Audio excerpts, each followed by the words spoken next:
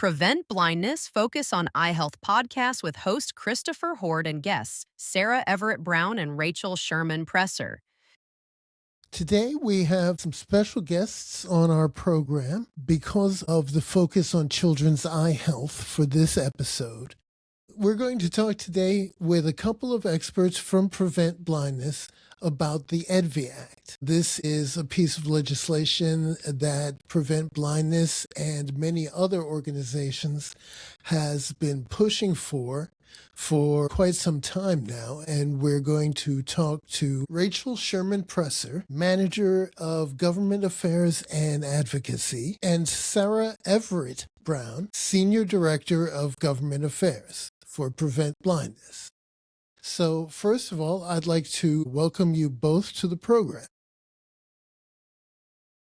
Thanks, Chris. It's great to be here.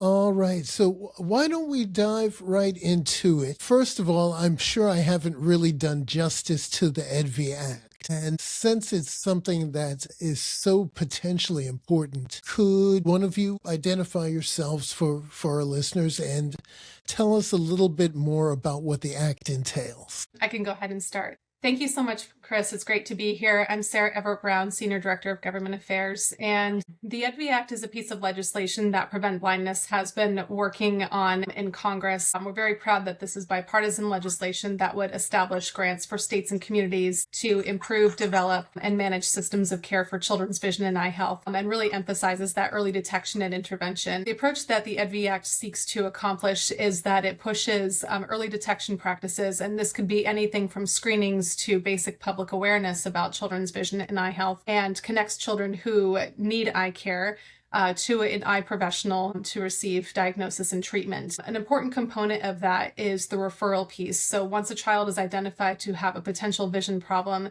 that child is then referred to eye care for diagnosis, treatment, and services. But also there's a component that the EDVI Act pushes, and that is to follow up on vision care. Once a child is referred to vision care, we want to make sure that they actually do receive that care at the back end. So really by tying all of those components together, the EDVI Act creates a strong system of care for children's vision and eye health, and it builds on that long-standing partnership between the federal government and states through grant funding and partnerships, as well as technical assistance. So in case any states or communities do not receive that grant funding at first, they can still learn how to best approach children's vision and eye health in their states and communities, and learn from other states about what is working for them and employ those practices on their own.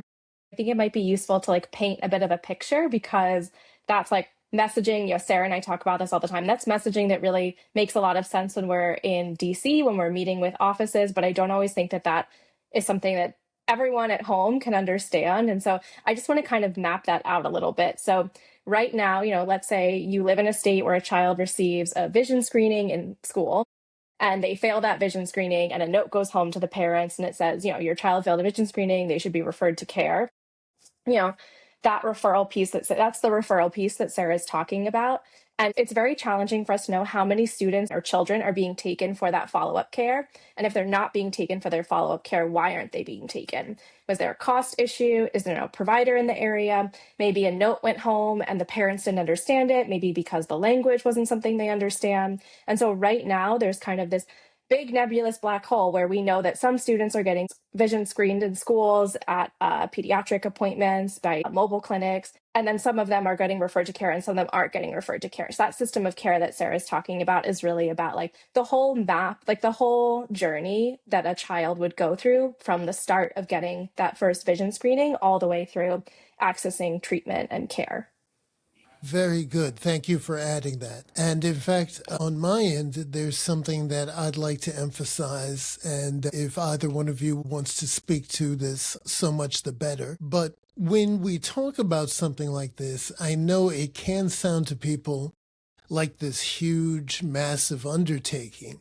And in a way it is, that it can touch the lives of people all across the United States. But this is not only a project that does not really require a ton of money compared to the federal budget, but that this is based on, to some extent or partially inspired by, a successful program that is run with the federal government and the states to test children's hearing that has been going on for a few years now. So can you address that? Absolutely. I'll take a first stab at that.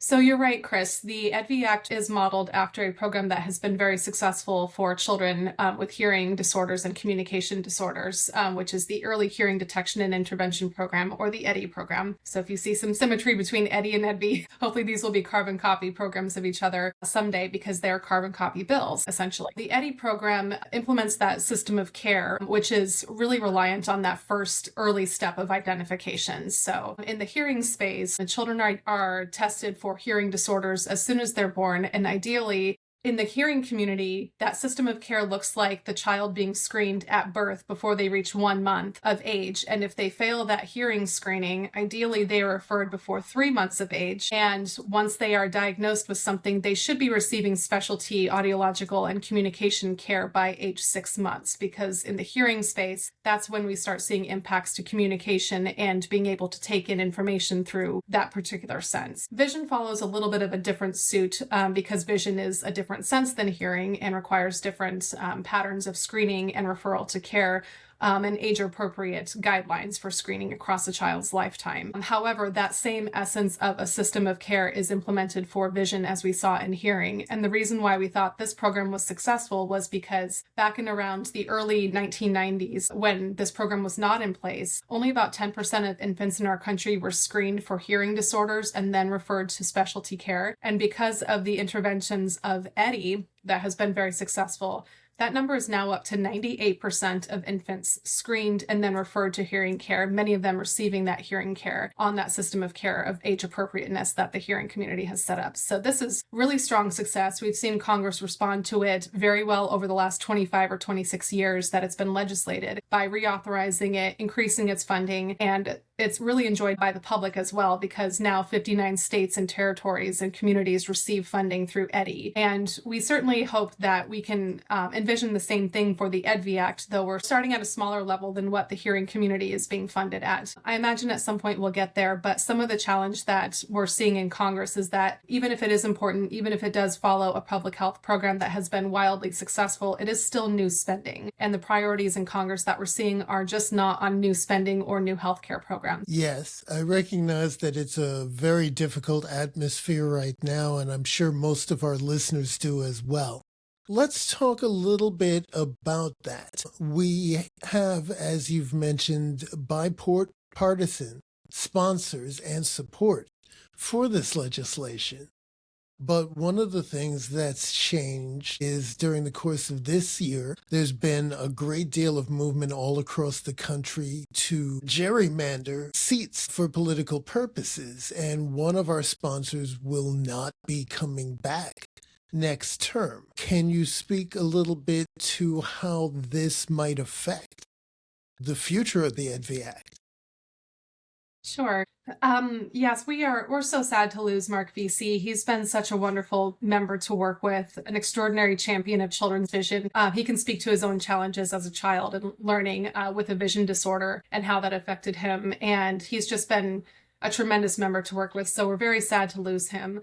Looking forward into the next Congress, he's still there. He's not gone yet. We still have some time to, move and advance EDVI in this Congress. But next Congress, we're going to have to see, what the voters decide as far as who they send to Washington and, kind of start over with finding another member to work with. And the good thing is right now the EDVI Act has 27 co-sponsors, quite a few Republicans and also many Democrats. And so anytime a member supports this legislation, that becomes somebody that we can work with to help continue its advancement. So even though we're losing a really strong member, we do have a lot of great members who are very engaged on this issue, many of whom I'm sure would be very pleased to line up and lead on this legislation when we have to reintroduce it next Congress.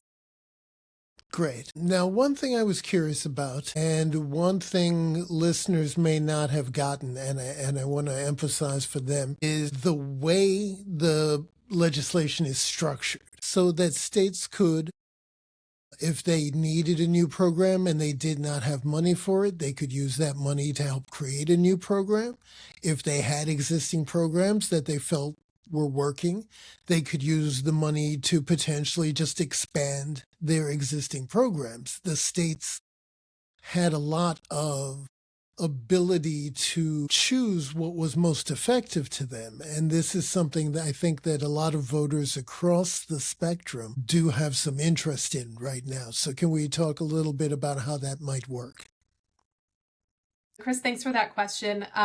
So the idea behind the EDVI Act is, we're not intending to say to states and communities that you have to employ this one particular practice over another. We're not saying that these are the guidelines that you need to follow. We're not telling states what to do. What we would like to see is more uniformity in what early detection looks like. So making sure that screening procedures and policies are age appropriate, they're happening at the right time, and that they are targeting the children that need it the most. So we want to ensure that states have that evidence-based, well-informed guidelines and best practices to screen children in the right way and to make sure that they are collecting the right information. To Rachel's earlier point, to help us understand why a child might not be receiving eye care. And early detection goes in so many different ways beyond just screening. I'll give a personal anecdote for just a moment. I was 14 when I first entered the eye care system. I said to my mother, leaves on the trees look very blurry. And she said, it sounds like we need to get you to the eye doctor. Because she knew that, and she knew a sign that I was experiencing vision problems, she knew to connect me to care.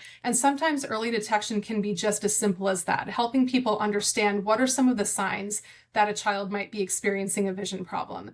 That is part of early detection, and a lot of states don't have the resources to even do basic public education to parents, to families, to teachers, to early child care professionals. And some of them are the front lines of observing some of these problems in children and how to connect them to the right eye care at the right time. So, for example, states across the board, we're seeing them employ things that are techniques and policies that are so much further ahead of the game. They are based in evidence. They are very well equipped, and they might just be missing a link in the chain in that system of care that we talked about earlier. They might be referring children to eye care, but are they following up with them? Are they collecting data on rates of screening? Do their providers have the right evidence-based tools and resources to ensure that that child is being screened and connected to care in the right way? And also, are states being accountable for the money that they're receiving to employ this sort of work? And what the EDVI bill is wanting to do is really just tell a state, you know your community best, you know your population best, and how to address their needs in the best way. What we're trying to do is create a little bit more capacity so that you can continue to do those things, make improvements where they are needed,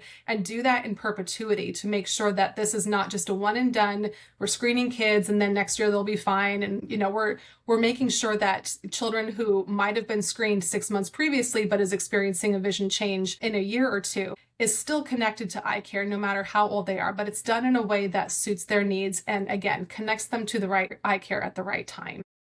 The National Center for Children's Vision and Eye Health has new vision screening training modules, and I had the benefit of reviewing some of those. Something that I think is really important that Sara just said is that there's new evidence-based practices that come out, and not everyone is aware of those. And so one of the ones that I learned about is, some people, when they're doing vision screenings, you have a child, cover one eye and then cover the other eye, and they're kids. Like maybe someone kind of like fudges it a little bit. Maybe they move their hand a little bit, and it looks like they did pass the vision screening when really they didn't. And one of the tools that we know we should be using are these kind of they almost look like Mardi Gras glasses. Like you put them on a kid's face, it covers one eye, then it covers the other eye. It's a lot harder for a child to cheat. And so it's really challenging if a nurse doesn't have access to those tools, or if someone doesn't even know they should be requesting those kinds of tools. They're doing the best they can with the resources that they have. And this is really saying, how can we equip them with even better resources to really support children? Thank you, Rachel. And we touched a little bit on your role as far as doing grassroots outreach. Based on what you folks have been saying, I'm sure that some of our listeners are now finding themselves in favor of the EDVI Act and wanting to support it. Can you tell them what sort of things that they might be able to do to help EDVI move forward? Yeah, absolutely. Sara and I, we go to the Hill, we meet with people, we talk about EDVI. I think we do a great job. People definitely respond well to us. but nothing moves the needle the way advocate voices do, especially if you are a constituent of someone's state or district. So, Sara and I can be there all day, every day. And then the day that we bring an advocate, that's the day that's really going to matter. And so I would say there's a few things. The first one is we have a legislative action center on the Prevent Blindness website. And we've already written messages. So all you have to do is you go on the page. We have an advocacy alert for EDVI. You type in your address, it pulls up who your member of Congress is. We've already pre-written the message, but you can edit it. So let's say, Sara just shared her story. Let's say you have your own personal story. You can type that in, and then you just click send. That's going to go to whatever health staffer is working in an office. They read every single message. And something that I hear from advocates sometimes is, oh, I sent a message and I just received like a foreign response. So that must mean it didn't work. And I think a lot of times with advocacy, we think about it a little too much in the short term. We're like, okay, well, I did one message and maybe I didn't get a personal response or I didn't get the response I wanted. So that's it. Advocacy is done. I'm throwing in the towel. I'm feeling really defeated. And, what we know is that, what health advocates and disability advocates know is that advocacy takes a long time. EDVI was introduced in the last Congress and was it 10 co-sponsors, Sara? 11, 10. It's been a little while. We got 10 or 11. And, we're getting towards the end of this Congress and we're at 27 and we still have a handful more months in the year. And so, this is really about building a strong foundation. So I would say one of the things that people can do is they can go on our website, they can reach out to their member of Congress, reach out often. You could reach out every month. And then if you're interested in getting more involved, you can sign up for advocacy alerts. And then that gives us an opportunity to send emails to you when we think there are moments that would be really meaningful. Like maybe Congress is about to go on recess and we think it's a great time to reach out to your member of Congress back home. We'll send you all the tools and tips on how to do that. And then finally, what I would say is if people really want to make an impact, they can always show up at a district office or they can come to DC. Sometimes we will send out emails to people in our network and we're saying, oh, we're trying to reach a congressperson in West Virginia. Who do we know who lives in that district? And we want to bring you to DC to have this conversation. We don't know that someone exists if they're not a part of the advocacy network. And so I would really recommend that people sign up for advocacy alerts and to put their full address in. And then the last thing I would say is if you wanted to go to a district office, you could send us an email at advocacy@preventblindness.org and say, I want to go to my district office. Do you have any materials for me? And we'd be happy to send materials. There's also materials on our website. So tons and tons and tons of ways to get involved. And I would really just encourage advocates to not get discouraged if it feels like they do one thing and then that one thing doesn't go their way. Thank you, Rachel. That was very good information, and I think also a tailor-made opportunity to remind our listeners about the Prevent Blindness Aspect program. For folks who are really looking to get involved in your advocacy, we run a regular program that is free of charge, and folks can enroll in the program and learn how to use their own personal stories for advocacy.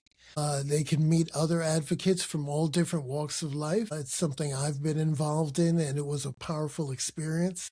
And literally everyone I have spoken to tells me that it has been a life-changing experience for them. So you can find that information on our website, preventblindness.org.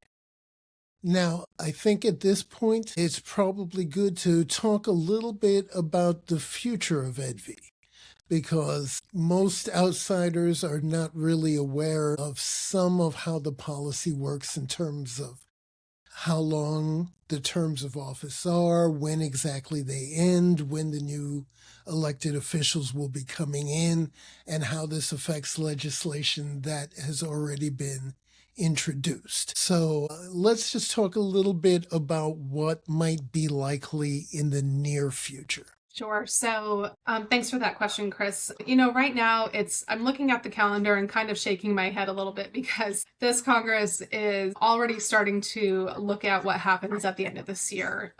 Prevent Blindness has this goal of having a companion bill introduced in the Senate, companion bill meaning that it's an exact copy of what we introduced in the House that is also introduced in the Senate, which is part of congressional procedure to do that, to pass legislation. And, because it is a midterm election year, well, the entire House is up for election every 2 years, and 1/3 of the Senate is up for election also every 2 years. And so what we're seeing right now is that because members are, on both sides of the aisle and every 2 years, no matter who's in power, right about this time is when legislators will start looking at how do I sell my constituents on electing me to another term of office? And in situations like this, we start seeing that legislation continues to be viewed kind of within that microscopic lens of, is this good for my voters? Is this good for me to get reelected, to show that I care about my district or my state? Again, both parties do this. There's an opportunity in there in that with any bill, a legislator might take a look at this and say, yes, this is good for my district. This is good for my state. I'm going to lead on this. I'm going to work on this bill. And so we might see more co-sponsors. We might see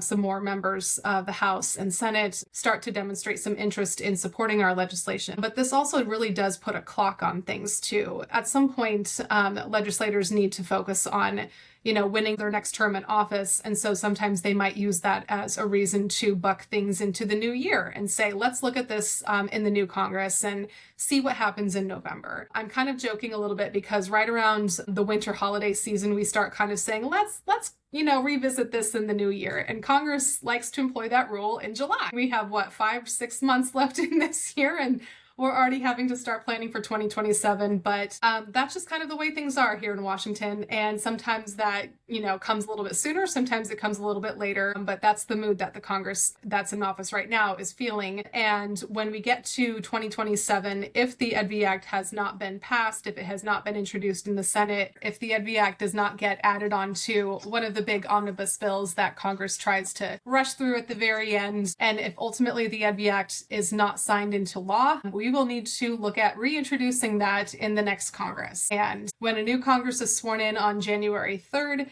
that means the clock restarts on the EDVI Act. We need to reintroduce that bill and start the hard work of getting co-sponsors and building momentum in the House and the Senate all over again. So that's why you hear Rachel saying, reach out to your member and support this bill and let's get this done, because we have to start the clock again every 2 years. And so even though where we were 2 years ago when we introduced this bill for the first time, to Rachel's point, there was only just a handful of members that had supported this, and now we have more than doubled that number. That still signals that there's tremendous progress, but we still need to start over again. And so it really helps us when we hear messages of support and stories from advocates, because that really can help carry that momentum into the next year. And hopefully our job won't be as hard to get it back to where it was. You mentioned something about, maybe people who are listening don't understand the legislative process. I definitely, when I started this job a little over a year ago, I thought I was well informed. I learned how wrong I was and how not well informed I was on the legislative process. And one of the things I've really learned is that, there's never such a thing as a stupid question ever. And the only way to really feel empowered, it's a cliche for a reason, knowledge is power. And so I think if there are people listening and they're like, well, I'm really nervous to reach out because I don't really understand the process, you can reach out to Prevent Blindness, you can Google things, you can do some research, and that really is the best way to equip yourself as an advocate to say, all you really need is your story. But it really helps to build confidence when you understand what it is that you're advocating for and you understand the process. So I would really encourage people to not be scared. Schoolhouse Rock existed for a reason because so many of us didn't understand the process. And so really not to be intimidated because, the people that we're talking about, they work for you. They work for their people in their district, in their state. You're the boss, and you should really treat them like that. I talked to too many advocates who are like, I could never reach out to my member of Congress. And I'm like, well, then what are you paying them for? Call them, ask them to do things. This is how the process works. And so I would really want to empower people listening to say, I'm going to advocate with Prevent Blindness. I'm going to advocate for the EDVI Act. Excellent point. And I'm actually going to share a very short personal anecdote because we're talking about how those can help. For everyone who has an interest in reaching out to their elected officials or staff or anything along those lines. As a lifelong journalist, when I first started in this industry, one of the first things that my editors taught me, I wrote a story and some people wrote in about the story. I was pleasantly surprised. And they said, yeah, the rule of thumb in the business is for every person who reaches out, 10 other people felt strongly that way, but they got busy, they got tied up, they just didn't get a chance to actually do it. So anyone who reaches out, your communication counts for more than you know. And on that point, I'll just ask you both, Sara, Rachel, if there is anything you would like to add. I just have one super fast point I just want to make, and that is to shout out to our partners who have endorsed this bill. We have just over 115 organizations across the United States who have signaled their support. And these are groups that are not just in the vision and eye health space. They represent school nurses, they represent ophthalmologists, optometrists, children, families, social justice issues, pediatricians. We're so excited to have them on board. And so if there's any listeners who are out there who represent a small community organization, you do not have to engage on legislative advocacy. You don't have to do lobbying. You don't have to have a lobbyist. But if you are interested in lending your organization's support, your organization's voice and resources into helping us get this done, there is a form on our website, or please reach out to advocacy@preventblindness.org with your endorsements. We are more than happy to work with you. I'll just say, Sara knows that she's heard me say it in advocacy trainings before. One of my favorite movies of all time is Ratatouille. And, the main point of Ratatouille is anyone can cook. And I think that the same applies here. Anyone can be an advocate. So I hope that anyone listening who maybe at the beginning of this was like, well, I can never be an advocate. That's not the kind of person I am. I really hope that you remember that anyone can be an advocate by just doing it, by being an advocate. Thank you very much. These were all excellent points and great information, and I know you're busy, so thank you for taking time out of your day to come and talk to our listeners. Thank you for tuning in to the Prevent Blindness Focus on Eye Health podcast. For more information, please visit preventblindness.org.